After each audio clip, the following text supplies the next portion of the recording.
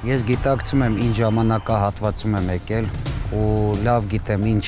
բարդություններ եւ անլուծելի խնդիրներ ունենք մեր առջև։ Միջևեր, ապրենք, համով։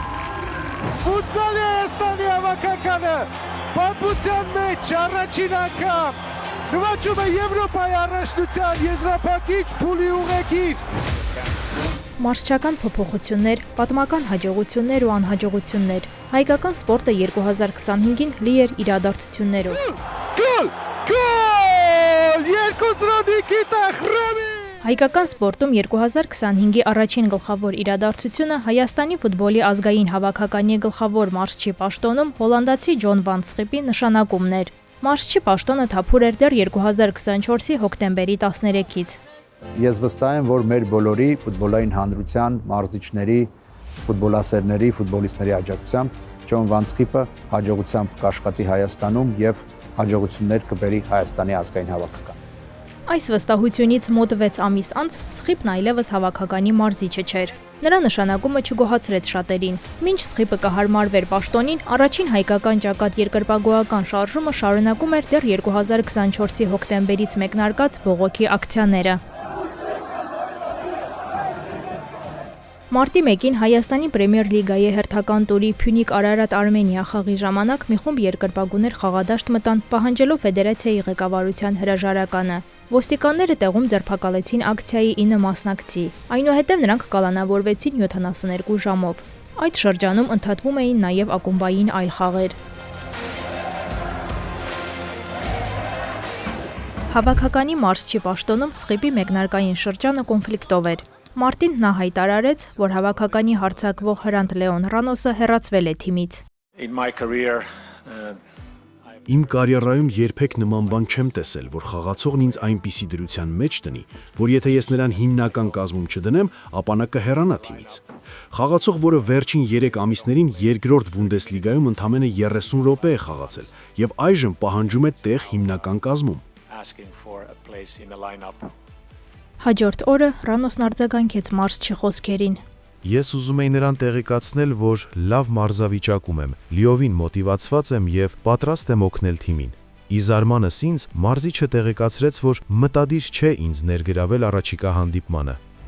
Սխիպի օրոք UEFA-ի ազգերի լիգայի խաղարկության անցումային փլեյ-օֆի դիմակայության 2 խաղում Հայաստանը պարտվեց Վրաստանին ընդհանուր 9-1 հաշվով։ Հունիսին հավաքականը ներկայացավ նույն վիճակում։ Ընկերական հանդիպումներում Հայաստանը 5-2 հաշվով պարտվեց Կոսովոյին։ Չեռնոգորիայի դեմ խաղում էլ գրանցվեց ոչ ոքի։ Ջոն Վան Սխիպը դարձավ Հայաստանի հավաքականը գլխավորած միակ մարզիչը, որ նորամուտը նշել է խոշոր հաշվով 3 անընդմեջ պարտությամբ։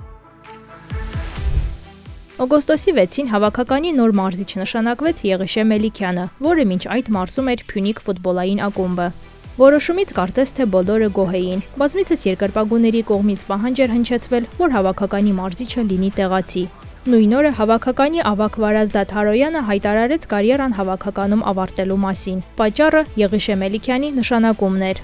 Մի անգամ փորձեցի աշխատել մեր նորանշանակ մարզչի հետ։ Չստացվեց։ Երկրորդ անգամ չեմ ուզում, որովհետև չի ստացվելու։ Նույնիսկ ցանկություն չկա փորձելու։ Հայաստանի հավաքականի ավագը Հարոյանի հեռանալուց հետո դարձավ Տիգրան Բարսեղյանը, բայց նրա ավագ լինելն էլ կարճ տևեց։ Հոկտեմբերին Իռլանդիայի հավաքականի դեմ պատասխան խաղում մրցակցին միտումնավոր գլխով հարվածելու համար Բարսեղյանը կարմիր քարտ ստացավ ու որակազրկվեց 3 խաղով։ Դրանից հետո Մելիքյանի որոշմամբ հավաքականի ավագ նշանակվեց Էդուարդ Սպերցյանը։ Նոյեմբերին Լուկաս Սելարայանը Մելիքյանին հայտնել է, որ ունի ընտանեկան խնդիրներ ու այլևս չի կարող միանալ Հայաստանի հավաքականին։ Մելիքյանը սկսեց վստահել Հայաստանի առաջնության մի շարք խաղացողների, հավաքական վերադարձավ նաև Ռանոսը։ Մելիքյանի օրոք հավաքականը սկսեց ավելի վստահ ֆուտբոլ խաղալ, չնայած դրան նրա գլխավորությամբ աշխարհի առաջնության որակավորման փուլի 6 խաղում հավաքականը գրեց 5 պարտություն եւ տարավ 1 հաղթանակ։ Եթե ես իմանայի, որ ինձնից պահանջելու են այս ցիկլում արդյունք, ես չեմ մտնի այս ամեն ինչի մեջ, որտեղ հասկանում եմ, որ խնդիրները այնքան շատ են, մրցակիցների թիմերը գիտե, ես ուղղակի ասեցի, ես կարող եմ գալ, աշունը լուծել հարցեր, խնդիրներ, ներսից տենամ ինչով կարող եմ ինչ աշխատանք կարող եմ տանել ապագայի համար եւ միշտ տարի մտածել արդյունքների մասին։ Ու փառք Աստծո, մենք իրար ճիշտ հասկացանք ղեկավարների հետ, մեր մոտեցումն ու ուղղությունը պատկերացումը նույնն է, դա համար ամենակարևորը մենք ճիշտ ուղղով ենք։ Հայկական ակումբային ֆուտբոլում տարին Նոայինն էր։ 2025-ին իր պատմության մեջ առաջին անգամ Նոան դարձավ Հայաստանի Պրեմիեր լիգայի չեմպիոն, մրցաշրջանի ավարտից 3 տուր առաջ։ Չեմպիոնության վաղաժամ գրանցման Նոայի այս ցուցանիշը լավագույնն է Հայաստանի վերջին 18 առաջնություններում, սկսած 2007 թվականից։ Հայաստանի գավաթը եւս բաժին հասավ Նոային։ Եզրափակչում նրանք հաղթեցին Արարատ Արմենիային 3-1 հաշվով։ Նոայի ճանապարհը հաջող էր նաև եվրոպական մրցաշարում։ Հայկական ակումբներից միայն նրանք շարունակեցին պայքարը UEFA-ի կոնֆերենցիաների լիգայի հիմնական փուլում։ Կամային հաղթանակ եւ պատմական հաղթանակ Նոան ապահովում է իր տեղը կոնֆերենցիաների լիգայի պլեյոֆի մասնակիցների շարքում։ Դեկտեմբերի 11-ին հաղթելով լեհական Լեգիային պատմության մեջ առաջին անգամ հայկական ակումբն ապահովեց իր տեղը եվրոպական մրցաշարի անցումային փլեյոֆ փուլում։ Հավաքականի ֆուտբոլիստներից ակումբային մակարդակում տարին Էդուարդ Սպերցյանինն էր։ Կրասնոդարը պատմության մեջ առաջին անգամ դարձավ Ռուսաստանի Պրեմիեր լիգայի չեմպիոն։ Սպերցյանը մասնակցեց 28 խաղի, խփելով 11 գոլ եւ կատարելով 7 գոլային փոխանցում։ Նա շարունակում է հաջող հանդես գալ նաեւ 2025-26 մրցաշրջանում, դառնալով առաջնության առաջին հատվածի ամենաարդյունավետ ֆուտբոլիստը 8 գոլով ու 12 գոլային փոխանցմամբ։ Տարին հաջող էր ֆուտզալի ազգային հավաքականի համար։ Ու վերջ! Հեքիաթ իրականություն է ֆուտզալի Հայաստանի հավաքականը պատմության մեջ առաջին անգամ նվաճում է Եվրոպայի առաջնության եզրափակիչ փուլի ուղեկիր։ Ֆուտզալի հավաքականը նվաճեց UEFA-ի ֆուտզալի Եվրոպայի 2026 թվականի առաջնության եզրափակիչ փուլի ուղեգիր, դառնալով Հայաստանի պատմության մեջ խաղային որևէ մարզաձև ներկայացնող առաջին հավաքականը, որ հասնում է նման հաջողության։ Պետք է հոտնկայս ծափարել այս տղաներին։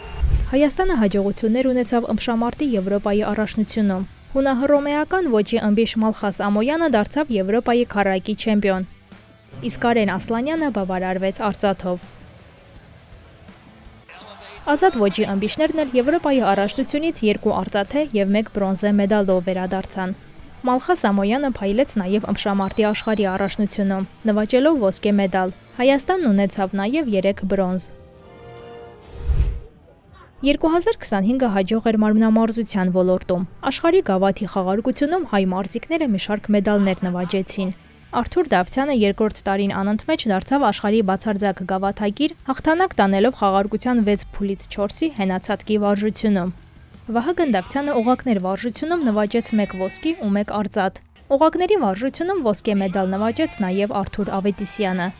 17 տարեկանում աշխարհի բացարձակ գավաթագիր դարձավ նաև Համլետ Մանուկյանը, որը գավաթի խաղարկության 6 փուլից 3-ում նվաճեց ոսկե մեդալ նժույգ թափեր վարժությունում։ Համլետ Մանուկյանը շարունակեց փայլել նաև մեծահասակների Եվրոպայի առաջնությունում, նվաճելով ոսկի։ Ավանդույթի համաձայն Եվրոպայի չեմպիոն դարձավ նաև Արթուր Դավթյանը։ 18-ամյա Մամիկոն Խաչատրյանն էլ դարձավ արծաթե մեդալակիր։ Սեպտեմբերին Փարիզում ընթացող սպորտային մարմնամարզության World Challenge Cup մրցումներում Համլետ Մանուկյանը նժույգ թափեր մարզագործիքի վրա կատարեց նոր տարր, որը պաշտոնապես անվանվեց Մանուկյան։ Պարապմունքների ժամանակ է այդ միտքը ծնվել, միտքը տվել է իմ ընկերը եւ ինքն ասել էլի, որ այդ տարը կարծես թե անող չկա եւ անող չկար հենց ու ես կարողացա կատարեմ այդ մրցումներին։ Մանուկյանը դարձավ 8-րդ հայ մարմնամարզիկը, որն իր անունով կատարած տարր ունի։ Հոկտեմբերին Ինդոնեզիայում ընթացող մարմնամարզության աշխարհի առաջնությունում էլ Հայաստանը բավարարվեց 2 արծաթով։ Ծանրամարտի Եվրոպայի մեծահասակների առաջնությունում Հայաստանից այս տարի ոսկե մեդալակիրներ դարձան Վարազդատ Լալայանն ու Գարիկ Կարապետյանը։ Եվրոպայի չեմպիոն Վարազդատ Լալայանն է ձեր էկրաններին։ Ուհրեն Գարիկ, Եվրոպայի չեմպիոն։ Ձեր էկրաններին Եվրոպայի կրկնակի չեմպիոն Գարիկ Կարապետյանն է։ Հայաստանն ունեցավ նաև 3 արծաթ եւ 2 բրոնզ։ Կանանց ծանրամարտի առաջնությունից էլ Հայաստանի հավաքականը վերադարձավ 3 արծաթով։ Եթե Եվրոպայի առաջնությունում մեդալները շատ էին, ապա աշխարհի առաջնությունում հայ ծանրորդների ելույթներն այդքան էլ հաջող չէին։ Հայաստանը միայն 1 մեդալ ունեցավ երկամարտում։ 461 կիլոգրամ երկամարտի արդյունքով Լալայանը այլևս աշխարհի կրկնակի չեմպիոն է։ Տղամարդկանց գերծանր քաշային կարգում կրկին փայլեց Վարազդատ Լալայանը, դառնալով աշխարհի կրկնակի չեմպիոն։ Աշխարհի առաջնությունից 2 ամիս անց դեկտեմբերին Հայաստանի ծանրամարտի ֆեդերացիան հայտնեց, որ գլխավոր մարզչի պաշտոնում Փաշիկ Ալավերդյանին կփոխարինի երկրորդ մարզիչ Հակոբ Փիլոսյանը։ Հաշվի առնելով, որ ծանրամարտում առաջիկա տարիներին տեղի են ունենալու մեր թիմի համար կարևոր իրադարձություններ, որոնցից մեկը 2027 թվականին Երևանում կայանալիք աշխարհի առաջնությունն է, որին հաջորդելու են օլիմպիական խաղերը, որոշում է կայացվել փոփոխություններ իրականացնել ծանրամարտի մեծահասակների հավաքականում, նշված էր ֆեդերացիայի հայտարարության մեջ։ Փաշիկ Ալավերդյանը ծանրամարտի հավաքականը գլխավորում էր 2014 թվականից։ Ֆեդերացիայի քարտուղարը ասուլիսի ընթացքում պատասխանելով հարցին, արդյոք Ալավերդյանի փոփոխությունը այլ ենթատեքստ չունի, քանի որ նա օրեր առաջ քննադատել էր ֆեդերացիայի աշխատանքը, ասաց, որ քաղաքական հայացքների կամ անձնական խնդիրների պատճառով մարզիչը չի հեռացվի։ Բռնցքամարտի աշխարհի առաջնությունում հայ մարզիկները 2025-ին 5 բրոնզ են նվաճել։ Բռնցքամարտի ֆեդերացիան նշել էր, որ սա պատմական արդյունք է, երբ Հայաստանը 5 մեդալով է վերադառնում բռնցքամարտի աշխարհի առաջնությունից։ 2025-ին խառը ոճի մարտիկ Արման Ծառուկյանը 1.5 տարի անց UFC-ի օկտագոն վերադարձը նշանավորեց հաղթանակով։ Ծառուկյանը Դոհայի մրցաշարի գլխավոր մենամարտում խեղդող հնարքով հաղթեց նորզելանդացի Դեն Հուքերին։ Սպասվում էր, որ այս հաղթանակից հետո Արման Ծառուկյանը կստանա չեմպիոնական մենամարտի հնարավորություն, բայց UFC-ի նախագահը հայտարարեց, որ Ծառուկյանը դեռ պետք է վաստակի տիտղոսային մենամարտի իրավունքը։ 2025-ի հունվարին նա ուներ չեմպիոնական մենամարտի հնարավորություն, բայց մեջքի վնասվածքի պատճառով հրաժարվեց մենամարտից։ Նոյեմբերին Չեռնոգորիայում անցկացված շախմատի Եվրոպայի մինչև 18 տարեկանների առաջնությունում Վահե Սուքիասյանը նվաճեց չեմպիոնի կոչում։ Դեկտեմբերին շախմատի միջազգային ֆեդերացիան 17-ամյա Վահե Սուքիասյանին շնորհեց միջազգային վարպետի կոչում։ 2025-ին առաջին անգամ Հայաստանը մեդալ ունեցավ կարատեի մեծահասակների առաջնությունում։ Սուրեն Հարությունյանը դարձավ բրոնզե մեդալակիր, հաղթելով ԱՄՆ-ի ներկայացուցչին 2-0 հաշվով։ Հայաստանը նաև առաջին մեդալներն ունեցավ կարատեի Եվրոպայի մեծահասակների առաջնությունում։ Գոռ Ներսիսյանն ու Յուրա Զալյանը դարձան բրոնզե մեդալակիրներ։ Հայաստանում սպորտային տարին ամփոփվեց լավագույնների ընտրությամբ։ Լավագույն մարզիկներ են ճանաչվել ծանրորդ Վարազդատ Լալայանը, մարմնամարզիկ Արթուր Դավթյանն ու ըմբիշ Մալխաս Ամոյանը։ Լավագույն կին մարզիկը 20-ամյա ծանրորդ Ալեքսանդրա Գրիգորյանն է, որն այս տարի ոսկի է նվաճել ծանրամարտի Եվրոպայի երիտասարդների առաջնությունում։ Լավագույն մարզիչը ծանրամարտի մեծահասակների արդեն նախկին մարզիչ Փաշիկ Ալավերդյանն է։ Հայաստանի տարվա լավագույն ֆուտբոլիստ է ճանաչվել Էդուարդ Սվերցյանը, լավագույն մարզիչ Ալաշկերտի գլխավոր մարզիչ Վահե Գևորգյանը։